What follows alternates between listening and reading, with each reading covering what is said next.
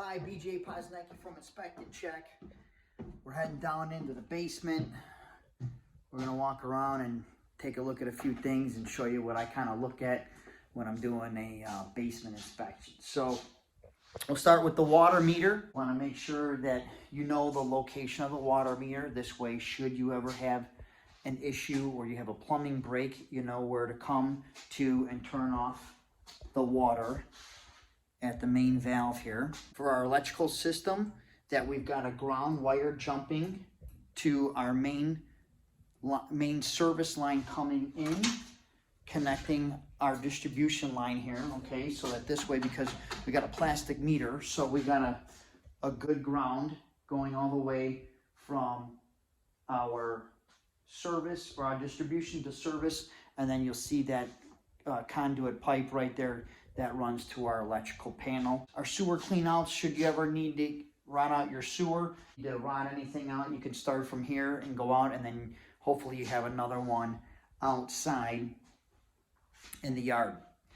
We've got a passive radon system in newer homes. If you bought a newer house, passive radon systems are a code, so they'll automatically have one. Now, if you have elevated levels of radon, even with the passive system, in the attic, the radon pipe will be labeled, and hopefully there is an outlet within like 4 to 6 feet from that, where if you do have elevated levels of radon, you can easily put an inline fan that just runs all the time, and then it sucks the radon out, and it's a very quiet fan. It's usually like, I don't know, maybe like $300-400 at Home Depot, and then you got to pay to install it. So instead of having to do one of the modifications on the outside of the house that you can see, that's nice when you can just hide it in the attic. I'm taking a look at the foundation walls. All right, we know concrete's going to crack. I'm not so much concerned, these little cracks. Now, these cracks in the floor here are by design. They're strategic. That's there to allow for expansion, contraction. But when I'm looking at the foundation walls, I'm just looking to see if I see anything out of the norm. Some hairline cracking and whatnot, it's fine. Typically, I am looking for a crack that maybe has some water staining near it. That's usually an indication that leak or that crack has leaked at some point in time, where we're going to want to have an epoxy ejection contractor come out here and fill it up, so that this way it doesn't continue to leak. You can drill through the lumber and make some notches, but there are some specific requirements. Typically, it cannot be done in the middle third. It can only be done on the outer third, and then there's depending on if you're notching and making holes, they cannot exceed specific dimensions. So that's one thing that we are looking at when we're looking at the framing of the basement ceiling. Elevation drops off here quite a bit, so that this way you've got a walkout basement in this particular situation. Either way, we're still going to have a drain tile system that runs along the perimeter of the building.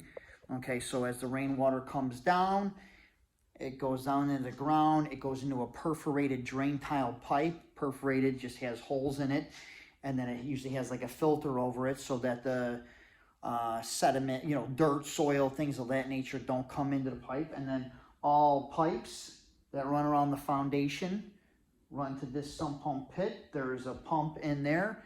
It pumps out, goes out this PVC pipe outside, down, drops down into a larger pipe, and then it runs off to wherever. In this situation, there's a pond back here where it just runs to the bank of the pond, and then it runs down and in.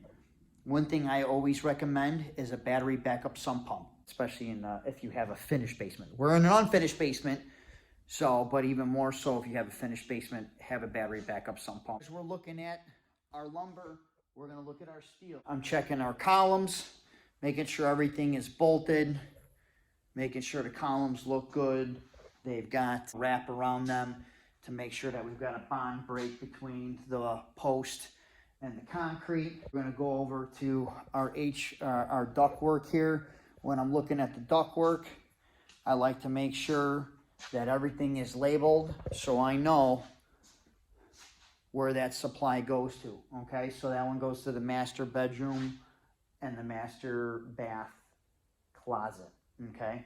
So they should all be labeled because you're gonna have to, in a multi-level home, you're gonna have to be doing some seasonal balancing between your air conditioning, your heat and your air conditioning, okay? Simply put, hot air rises, cold air falls. So summertime, we want to get that air conditioning all the way up to the upper floor. So I usually tell people to close off the basement or the lower floors, pushing all the cold air up.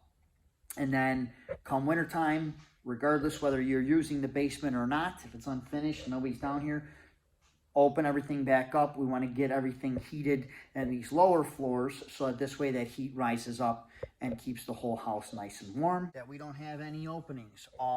If there's any knockouts, that we put in a knockout plug, okay?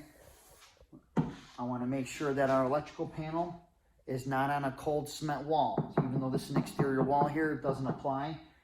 If it did, we want to have at least a bond break here, a piece of plywood, something kicking it off of, you know, if it were installed over there on a foundation wall, something that where this metal box is not in direct contact with concrete. That's going to hold more moisture. Basement is considered a wet location. So as I'm going around, I'm checking for GFI protection. Okay. Garages, basements, outside, bathrooms, kitchens, anywhere where there's water, it should be GFI protected. Now, in this situation, I actually like what they did here.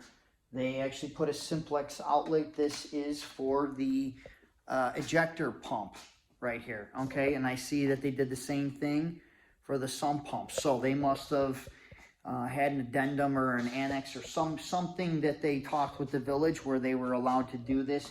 I'm actually okay with this because these GFI outlets are very, very sensitive. 5 milliamps is enough to trip them. Well, your ejector pump and your sump pump are electric motors. They need a spark to start. So they can trip these GFIs, and then you have no power, and then your floor drain is flooding, or worse, the sump pump loses power, and then your basement floods. So I'm happy to actually see this. Your water heater, I'm looking at the gas piping.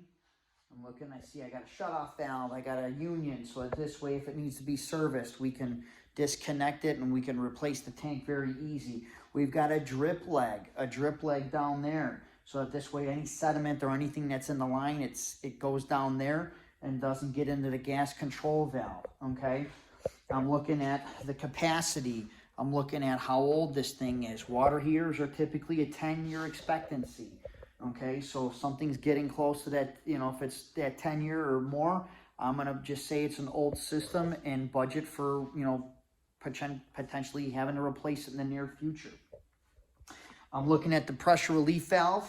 I'm making sure that we've got a either a copper galvanized or iron pipe. Make sure you cut the threads off so that this way nobody can cap it off, or else it defeats the purpose. I'm looking at the connections, our dielectric unions. I'm looking at the power vent. That looks good. I'm following this up. I see that we've got our grounding. We got our jumper wires there, so this way everything has got a good ground. That's great. I'm looking at our exhaust. I'll follow this all the way out to the outside. Just checking that just to make sure our connections are good. And then here, same thing. They got a Simplex outlet for the water heater too. That's great, because I can't tell you how many times I've gotten a call where the GFI tripped and people have no hot water and they're freaking out, and all it is the GFI. Well, or it could have failed too. So, I mean, you know, it's a good day if it just tripped and all I could do is push the button in and turn it on and get hot water. But, you know, those GFIs, they go bad. Now you got to replace it. So, same thing. I'm looking at the gas line. I'm looking at the intake and the exhaust. I'll follow those out, make sure that we've got proper pitch and everything is sealed, nothing's leaking. I will open up the unit. I'll take a look. I'll see if, you know, make sure it's nice and clean. I'll go through the sequence. I'll turn the thermostat on, make sure everything is cycling like it should for proper operation. I'll check the filter, make sure the filter's clean, okay? Condensation, you know, making sure that we got a condensation line, we've got an air gap. Well, we've got a vent, and then we've got an air gap to wherever it leads to. Make sure the ductwork is all sealed. So I'm going to look at all the intersections, connections, joints, corners, and make sure everything has got foil tape or a mastic that it's sealed. I'm going to look for fire stopping, you know, any penetration that goes up through the first floor. We want to have, if it's a newer build, a newer house, we want to make sure that we've got fire stop on all those penetrations, so that this way, if there's a fire, it slows down the rate of the fire. Loose insulation, nothing's hanging down, everything is properly secured. When I'm checking the pipe work, that we don't have any copper in contact with galvanized or metal conduit pipe, where we're going to have a galvanic reaction.